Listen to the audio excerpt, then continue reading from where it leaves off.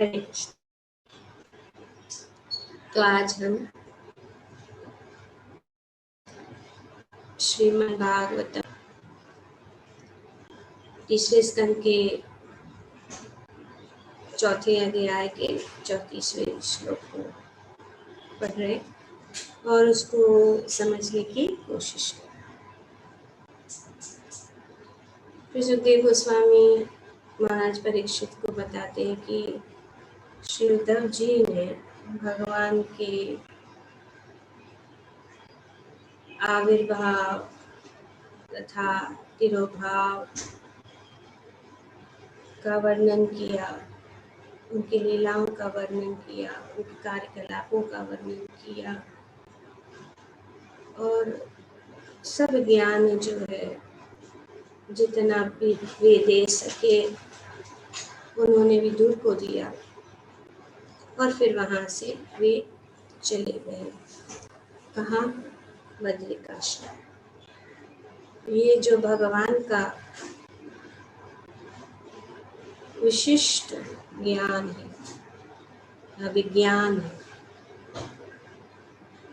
ये ज्ञान जो है भगवान ने उद्धव को दिया क्योंकि उद्धव जो है उनके भक्त, और ये ज्ञान सिर्फ भक्त ही समझ सकता है क्योंकि उनकी बुद्धि जो है विकसित हो चुकी है। जिनकी बुद्धि विकसित नहीं हो चुकी वे इसको समझ नहीं पाते। जैसे कि यहाँ पे सुखदेव गोस्वामी कहते हैं, भगवान के यशस्वी कार्यों तथा मर्त्यलोक में असाधारण लीलाओं को संपन्न करने के लिए उनके द्वारा धारण किए जाने वाले विशुद्ध दिव्य रूपों में को समझ पाना उनके भक्तों के अतिरिक्त अन्य किसी के लिए अत्यंत कठिन है। भक्त ही समझ सकते। भगवान ने अर्जुन को भी बताया, भगवान ने अर्जुन को बताया कि ये जो परम ज्ञान, भगवत गीता का जो परम ज्ञान मैं तुम्हें इसीलिए दे रहा हूँ क्योंकि तुम जो है मेरे भक्त हो और मेरे मित्र भी हो। बाकी के लोग जिनका जो पशु के समान आहार निद्रा भय मैथुनम च समान पशु भी धर्मो ही तेषाम् अधिको विशेषो धर्मेण हीना पशु भी समान। जो सिर्फ आहार निद्रा भय मैथुन जो कार्य पशु जैसा जीवन जीता है, जो आसुरी प्रवृत्ति का है, भगवान के विषय में ज्ञान वो नहीं सकते। वे इतने इंद्र तृप्ति में या वे अपने आप को भी भगवान समझने लगते।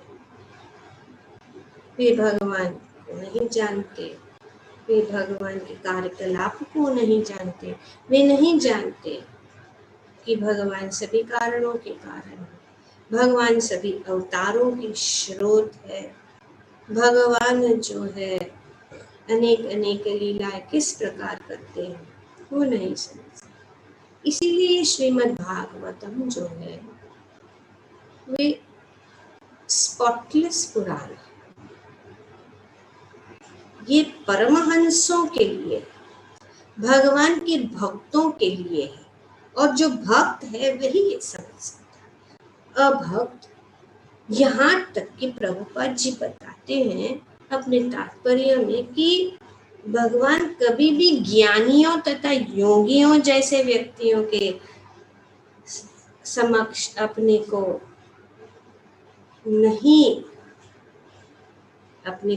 वे जो है नहीं प्रकट करते, उनको समझ नहीं, वे नहीं समझ पाए और नहीं समझ पाए। अगर हम ये भगवत ज्ञान जो है भगवान का ये परम ज्ञान जो उनको समझाने की भी कोशिश करेंगे, वो नहीं माने। योगी जो है, योगीश जो योगा करते हैं,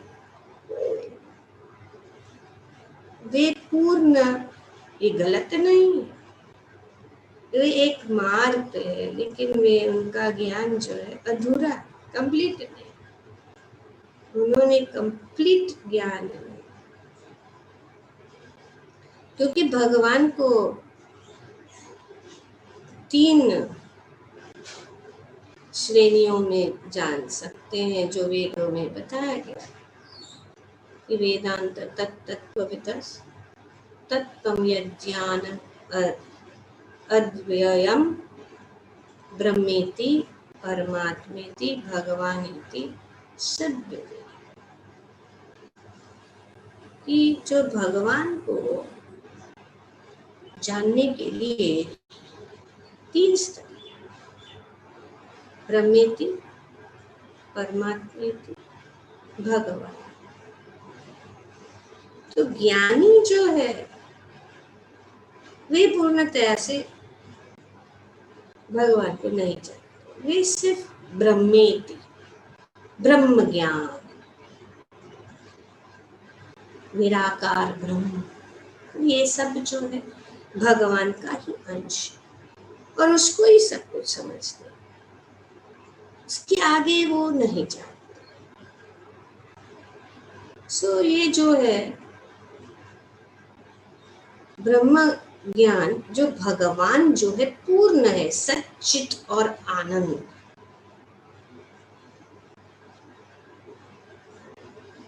तो ये वे पूर्ण नहीं, वे सिर्फ ज्ञान। तो ये ज्ञानी जो है वे ब्रह्म ज्ञान तक पहुंचे, और योगी परमात्मा, लोकलाइज भगवान जो हृदय में है, परमात्मा ज्ञान, तो इनका ज्ञान नहीं तक सीमित है।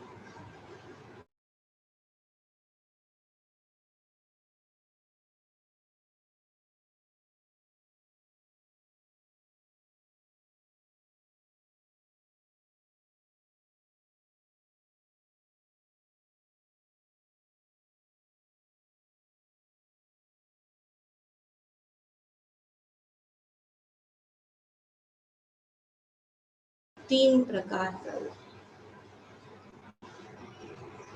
और जब तक कोई भक्त नहीं, कितना भी वो स्कॉलर हो, कितना भी वो पटु हो ज्ञान में, वेदों में, जब तक वो भक्ति के स्तर पर नहीं आता, तब तक वो ये जो है पूर्ण वेद का ज्ञान, क्योंकि भगवान स्वयं वेदेश्च सर्वैर अहमेव वेद, वेदों का सार यही है कि भगवान को जाने। लेकिन अगर भगवान को नहीं जाने तो फिर ये ज्ञान जो है अधूरा, स्तर तक पहुंचा सकता है, ऊपर उठ सकता है इस भौतिक जगत से, लेकिन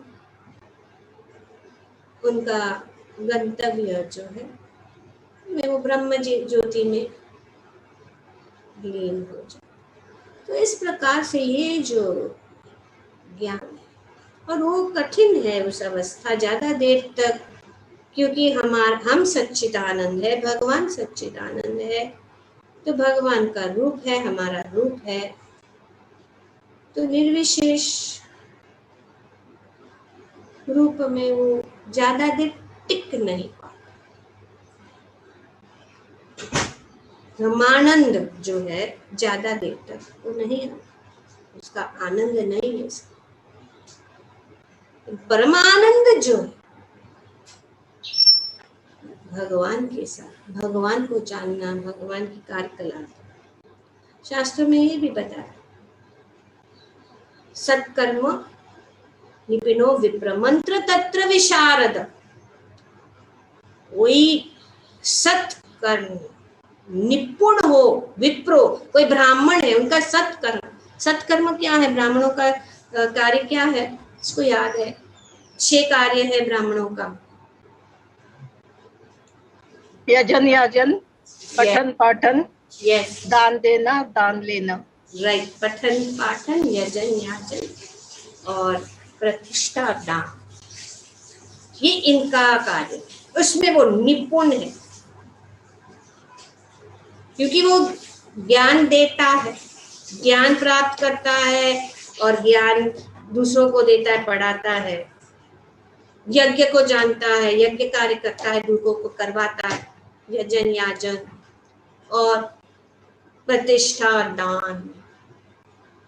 तो इस प्रकार से ये जो ब्राह्मण है वो निपुण होगा, विशारद होगा, मंत्र तंत्र विशारद, अवैष्णव गुरु न ससा। तो ये ब्राह्मण जो है, क्योंकि हम चर्चा कर चुके हैं कि मनुष्य में सबसे श्रेष्ठ जो है ब्राह्मण, लेकिन अगर वो ब्राह्मण अवैष्णवो गुरु न सस्यात्, गुरु अवैष्णव, अगर वो वैष्णव नहीं है, भगवान को नहीं जानता, उद्देश्य नहीं जानता, अवैष्णव गुरु न सस्या, वैष्णव स्वपको, स्वपको मतलब अगर कोई निम्न जाति में भी अगर जन्म लिया, ब्राह्मण जो है सभी वेदों के शास्त्रों में निपुण है, सब योग शास्त्र में निपुण है, वो गुरु नहीं बन सकता जब तक वो भगवान और भगवान का ये विशिष्ट ज्ञान जो है नहीं जानता। इसीलिए सबसे उच्च स्तर का आध्यात्मिक स्थिति है भगवान को जानना। वो नहीं जानता, भगवान को नहीं जानता, तो वो सिर्फ ब्राह्मण, वैष्णव, वैष्णव जो है ब्राह्मण से भी ऊंचा। अगर कोई भी कि ब्राह्मण क्यों ना हो, लेकिन अगर वो भक्ति, भगवान की भक्ति और भगवान का भजन नहीं करता तो गुरु। लेकिन अगर कोई नीच खानदान में भी क्यों ना जन्म ले, वो भगवत तत्व को नहीं जानता, भगवत तत्व को नहीं जानता, तो वो जो है भक्त नहीं बन सा। लेकिन जो कोई भी नीच खानदान में भी जन्म लिया, अगर वो भगवत तत्व को जानता है तो वो गुरु बन सकता है। इस शास्त्र का प्रमाण है। वैष्णव स्व,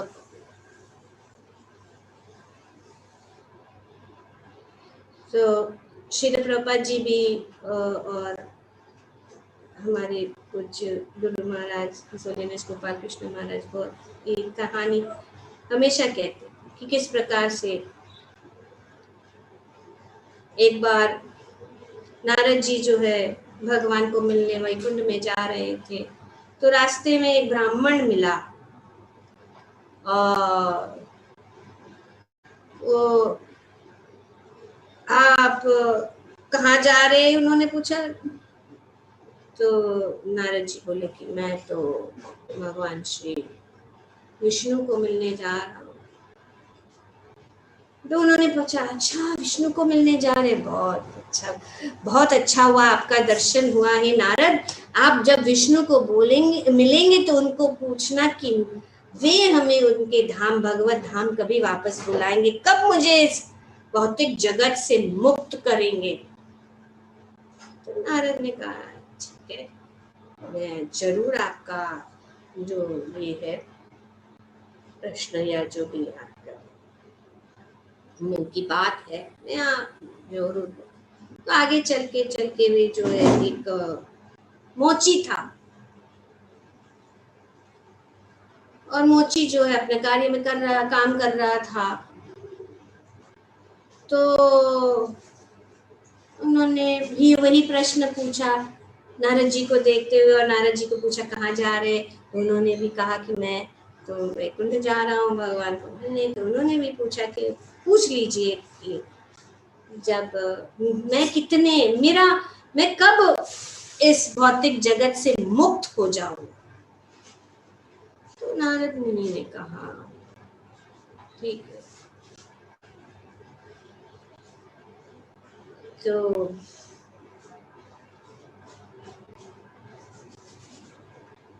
वो गए, वैकुंठ गए नारद मुनि, और भगवान से मिले। और फिर निकलने से पहले उनको याद आया कि मैं वापस जा रहा हूँ। तो दो लोग मिले थे, इन लोगों का कुछ प्रश्न था, जानना चाहते थे। तो उन्होंने कहा कि ऐसा ऐसा है कि ब्राह्मण और एक मोची, ये दोनों जो है पूछ रहे थे कि वे कब वापस आपके धाम वापस आ जाएंगे, कब वे मुक्त हो जाएंगे। तो भगवान ने कहा कि और भी जानना चाहते हैं तो कृपया करके मुझे बताइए, नारद मुनि ने कहा। तो भगवान ने कहा ठीक है, तुम ऐसे करो, वो ब्राह्मण को बोलना कि उसको 1000 जन्म लेना पड़े, 1000 जन्म लेना पड़े वापस आने के लिए। और मोची को बोलना कि हाँ, इस जन्म के बाद वे तुरंत मेरे पास आ। आश्चर्यचकित हो गए नारद मुनि भी, बोले अरे ये ब्राह्मण जो इतना शुद्ध है और ये मोची, ये नीच आदमी, भगवान क्या कह रहे हैं। ऑफ कोर्स नारद मुनि जी, भगवान जो भी आपकी इच्छा। तो उसके बाद भगवान ने कहा कि अगर अभी नारद मुनि ने भी सोचा कि अभी मैं ऐसा जाके बोलूंगा तो वो बिलीव नहीं करेंगे, ये तो नारद मुनि वैसे भी इधर उधर कुछ भी बोलेंगे, उनका कैसे मैं विश्वास करेंगे।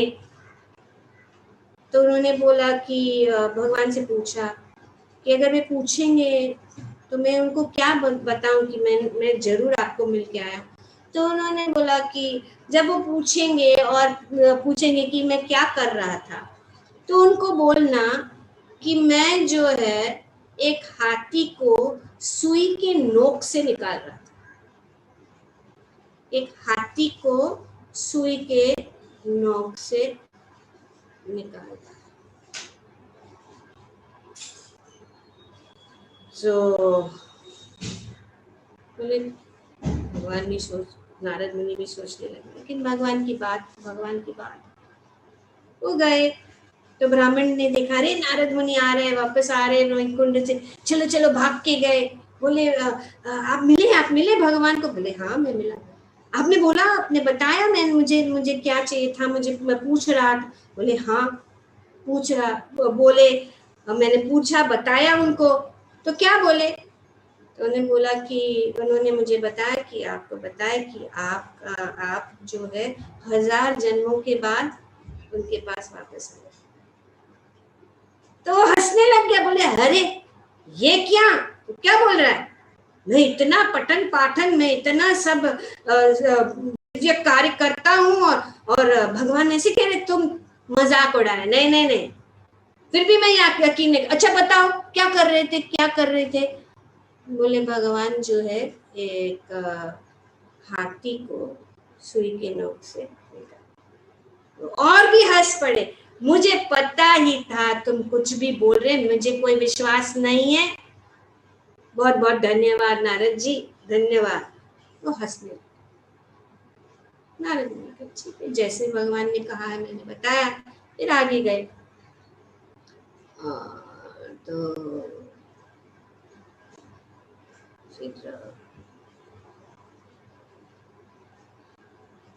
मोची ने देखा नारद मुनि आए, उन्होंने उनके सामने हाथ जोड़ के, क्या आपने मेरे प्रभु के दर्शन किए? क्या आपने मेरे प्रभु से मेरा निवेदन दिया, मेरा निवेदन किया? बोले हाँ किया। तो क्या बोले? तो उन्होंने बोला कि भगवान ने कहा कि अभी इस जन्म के बाद तू वापस आ जा। बहुत खुश हो गए। फिर वे जानना चाहते हैं, भगवान की प्रेम भरी हृदय से पूछ रहे कि भगवान कैसे थे, भगवान क्या कर रहे थे।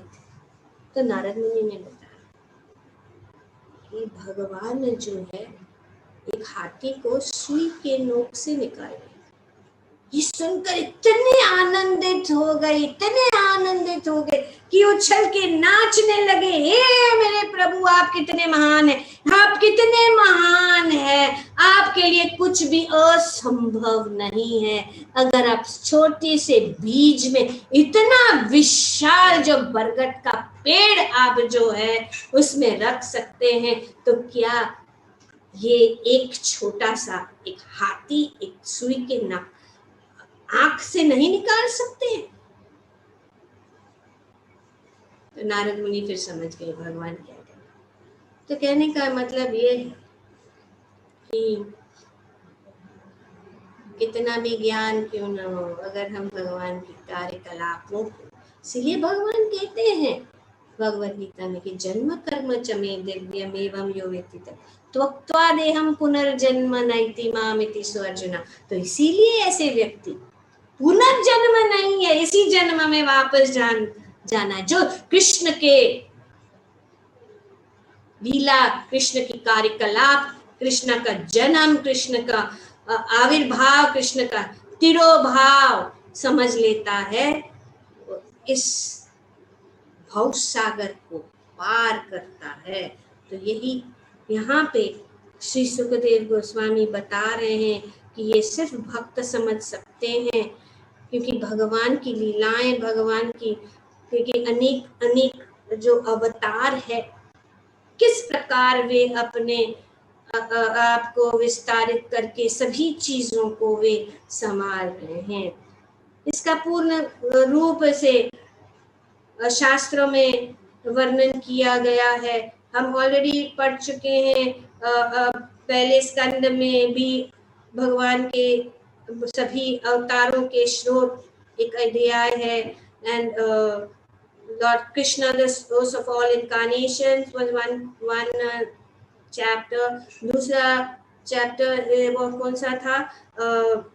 भगवान schedule incarnations and specific functions, दूसरे स्कंद में पढ़े थे। और उसके ऊपर आप लोगों ने बहुत अच्छा प्रेजेंटेशन भी किया था, और उसमें से ललिता माता जी ने यहाँ पे हमारे ग्रुप में हैं, उन्होंने बहुत सुंदर प्रेजेंटेशन किया है। और चाहूंगी क्योंकि अच्छा है कि मुख से भी हम ये सब अनेक अनेक भगवान की लीलाएं, भगवान के अवतारों का समझे। और कल भी किसी ने आई थिंक दीप्ति माता जी, वो है नहीं यहाँ पे कि आ गई, तो वो जो है उन कितने भगवान के अवतार, जैसे कि यहाँ पे बताया गया कि भगवान के ये सब अवतार और भगवान के कार्य, भगवान के कार्यकलाप को समझना कठिन है योगियों के लिए भी, लेकिन जब भक्त जो भक्ति में प्रेम से हो ही समझ सकते, भक्त के प्रेम, भगवान के प्रति प्रेम। तो ललिता माता ji, are you ready for your presentation? Do you have need to share the screen और ध्यान पूर्वक सुनिए, क्योंकि ये एक प्रकार से हमारा जो है रिवीजन भी है, हमें बार बार उसको रिवाइज करना। हरे नैन प्रभु।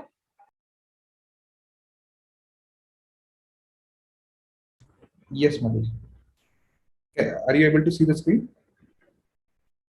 Yes, I can. Thank you.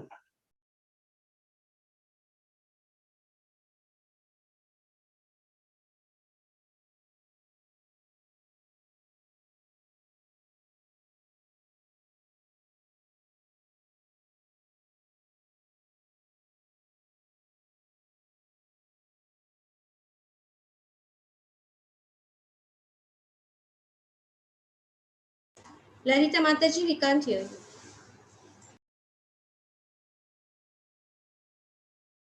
Oh, sorry, I was on mute. Hare Krishna, Krishna Krishna, Hare Hare. Thank you, Mataji, for giving me the seva, which I humbly offer to the lotus feet of Radha Shyam Sundar and Srila Prabhupada. I seek everybody's blessings to share this presentation well, and forgive me if there are some mistakes. Krishna and his innumerable incarnations.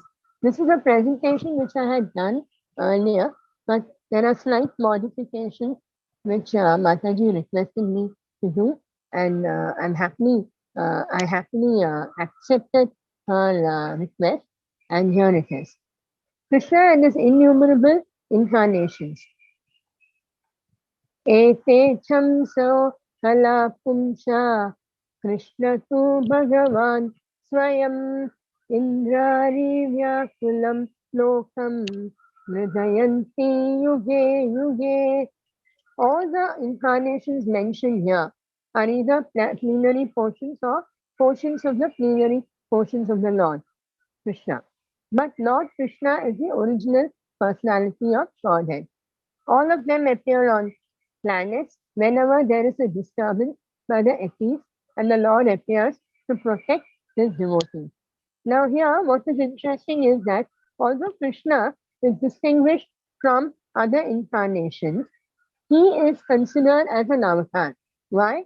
Because avatar means to descend.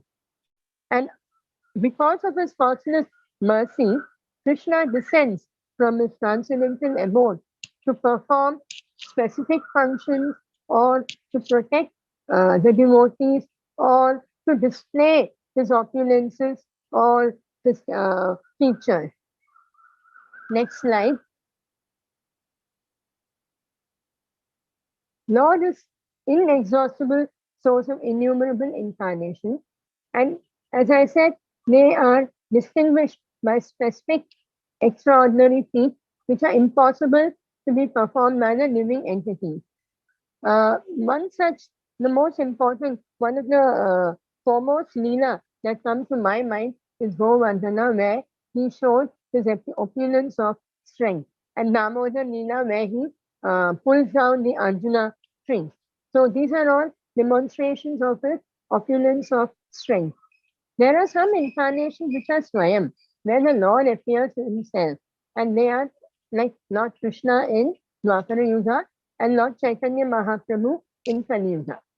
Then there are some other incarnations where the Lord descends for a specific purpose or a specific function. Next slide.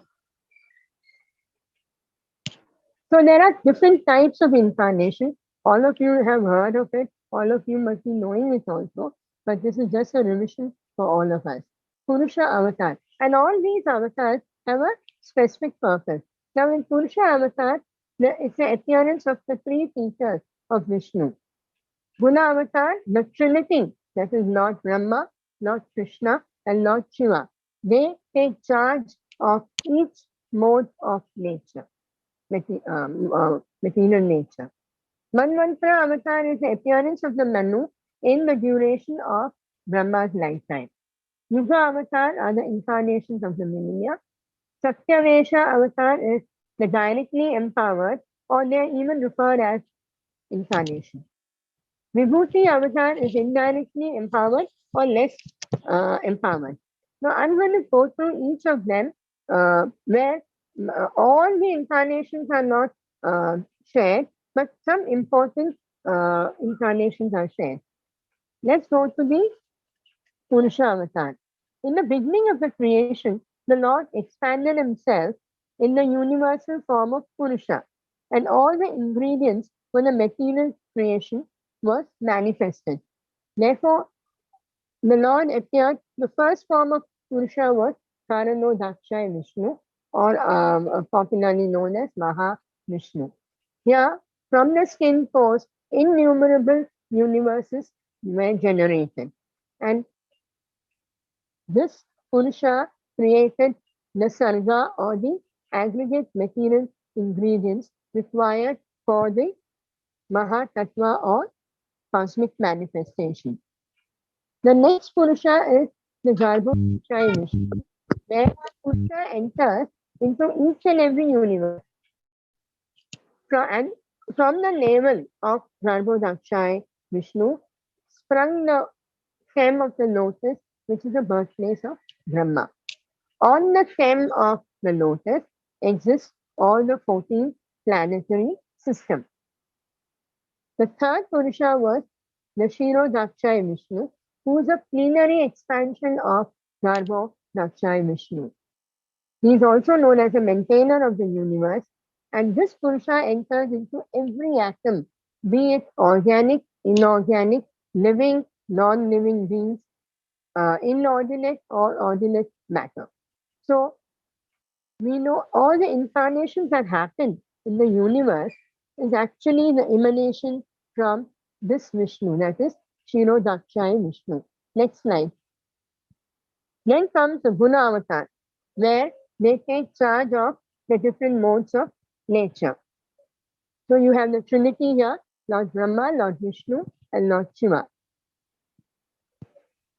Lord Brahma takes the Rajoguna, that is a mode of passion. Lord Vishnu takes the Satoguna, which is a mode of goodness. And Lord Shiva takes the Tamoguna, which is a mode of ignorance. So all of them have taken the different modes and they have a responsibility, a specific function.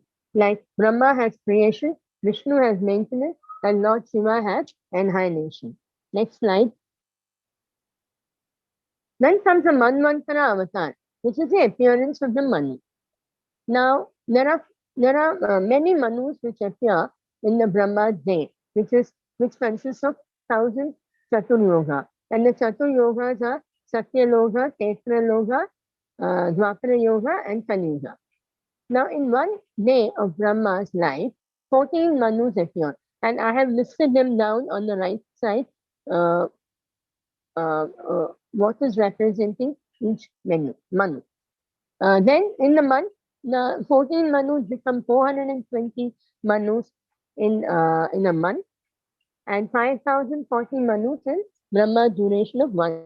So you can imagine there are so many innumerable universes coming out from the skin pores of Maha.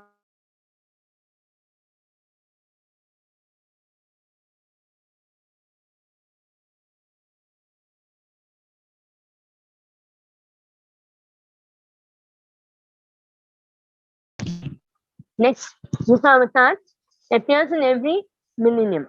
There are 4 yugas, as I have stated. You will notice that each of them have specific colors, and that is what the colors are. The Satya Yuga, the color of white is what represents Satya Yuga. Red for Tetra Yuga, Dwapara Yuga is black, and Kali Yuga is in yellow. So I've specifically put the color so that I don't have to repeat it. The next one. Now I will take you through the important incarnations in each of these yugas. Satya Yuga avatar. Here the avatars appear when the Lord incarnates to perform a particular feat or perform a particular task.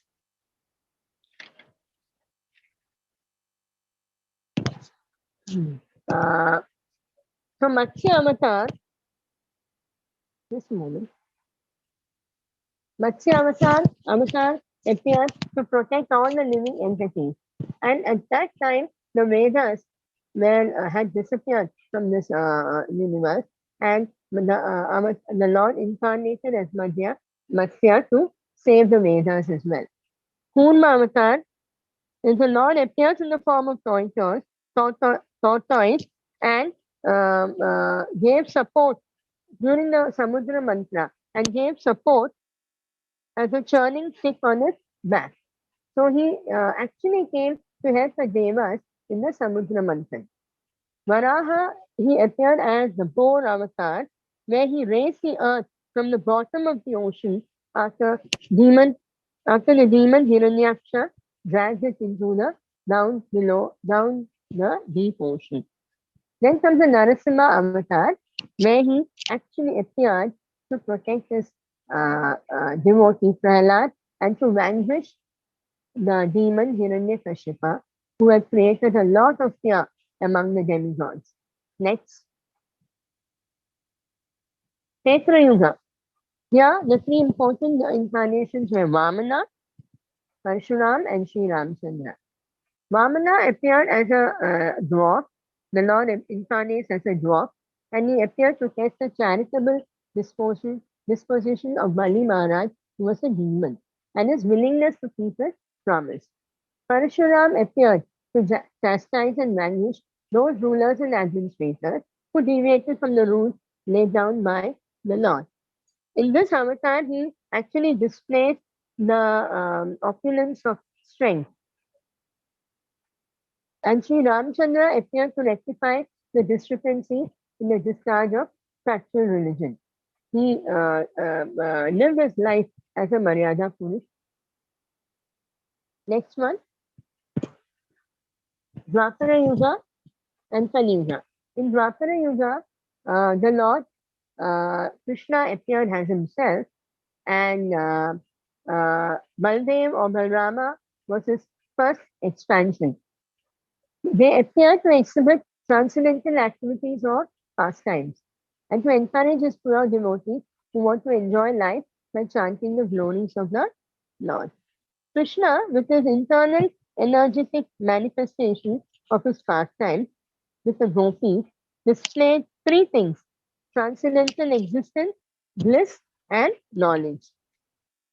Lord Chaitanya appeared in Kali Yuga to spread the holy name.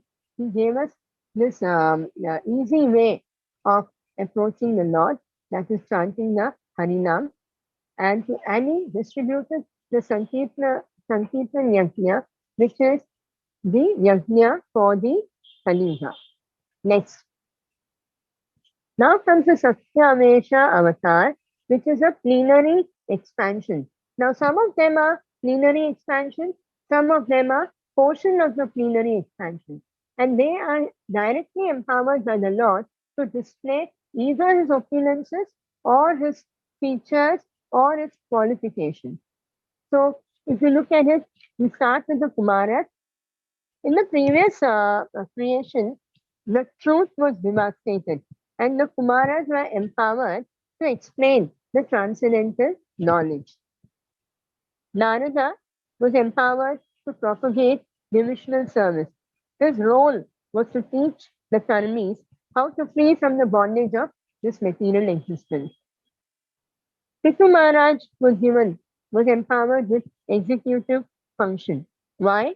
Because during his father's time, a great havoc of the maladministration happened. So he was given this function to rectify the maladministration. Lord Parshuram displayed the opulence of power or strength by killing or vanquishing the Kshatriyas 21 times. Jamadagnya displayed again the opulence of strength by killing all the disobedient powerful kings situated in the different states. Next, Varaha created faith in the mass of people. How did he do that? By bringing up the earth, which was lying down, deep down in the ocean, which was pushed down by the demon Hiranyakshan. So, by bringing it up, he reinforced the faith in the people. Rama, the Maryada Purusha, was the epitome of goodness, and because of that, he spread fame all around. Balrama and Vamana exhibited beauty. Naranarayana, who appeared as twins, was empowered to exhibit renunciation. And this, they did it by the personal way of austerity and penance. Dattatreya, Matsya, and Kapila also exhibited transcendental knowledge. Dattatreya empowered with transcendental knowledge and preached to Prahlada, Alarth, and Yadu. Matsya exhibited transcendental knowledge by rescuing the Vedas, which were lost at that time. Kapila empowered with transcendental knowledge. Hence, he was able to instruct his mother Devahuti about self-realization.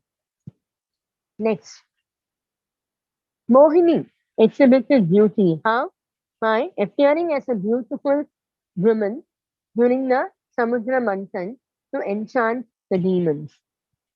Dhanvantri personified pain. She also appeared during the Samudra mantra to give the nectar. Lord Buddha created faith in the mass of people because during that time there was a lot of animal sacrifice which was not following the rules and regulations as laid down by the Vedas. So he propagated against animal killing and restored the faith in the mass of people. Therefore, all the incarnations of the Lord, including the Lord himself, descends on the different planets of the material world and also in different species of life to fulfill particular mission. So like I said, he comes himself or he comes as a plenary portion or a part of the plenary portion, either directly empowered or indirectly empowered. So they all come to perform a specific function or to display an opulence or a feature of the Lord. So I reiterate that Lord Krishna is distinguished from other incarnations. Although he is distinguished, he is still considered as an avatar because due to his causeless mercy, he descends from the transcendental abode. Hare Krishna. Thank you very much.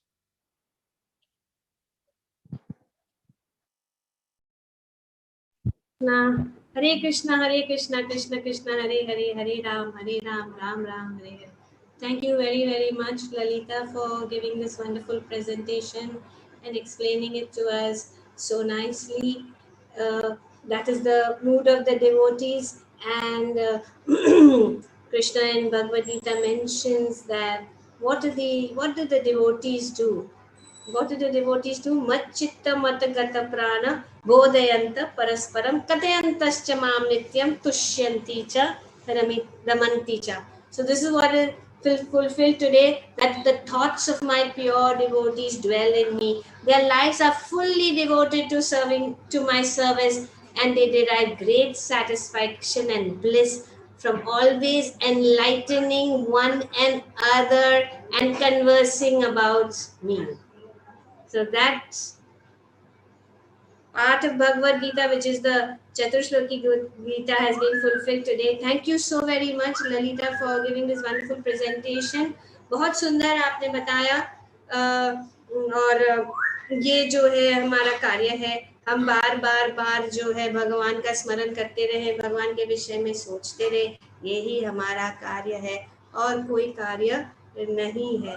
तो thank you very much आप सबका for attending. आप ये सब जो नित्यम भागवत सेवया का कार्यक्रम अटेंड कर रहे हो, ये जो है भगवान ने जो बताया कि मेरे भक्त क्या करते हैं उसको सार्थक. So this is living the Bhagavad Gita. Knowing the Bhagavad Gita is not enough, then you are only ज्ञानी. So then you become devotee when you actually follow the Krishna's message. ज्ञान तो सबके पास, रावण के पास भी था, हिरण्यकशिपु के पास क्या ज्ञान था. Oh my God, you will be surprised what lecture he gave at his brother Hiranyaksha का जब वध हुआ था. उन्होंने कितना प्रवचन, सुपर प्रवचन दिया. ये जरूर नहीं, भक्त बनना जरूरी है भगवान से विरुद्ध. जैसे कि यहाँ पे बताया कि आसुरिक प्रवृत्ति के लोग ये नहीं समझ सकते. तो ये बहुत बहुत धन्यवाद. और अभी और एक मौका है कि जैसे हर दिन जो है हम आगे बढ़ते जा रहे हैं, बढ़ते ही जा रहे हैं. हम जो है अभी इस श्रीमद् भागवतम के तीसरे स्कंद के चौथे अध्याय के अंतिम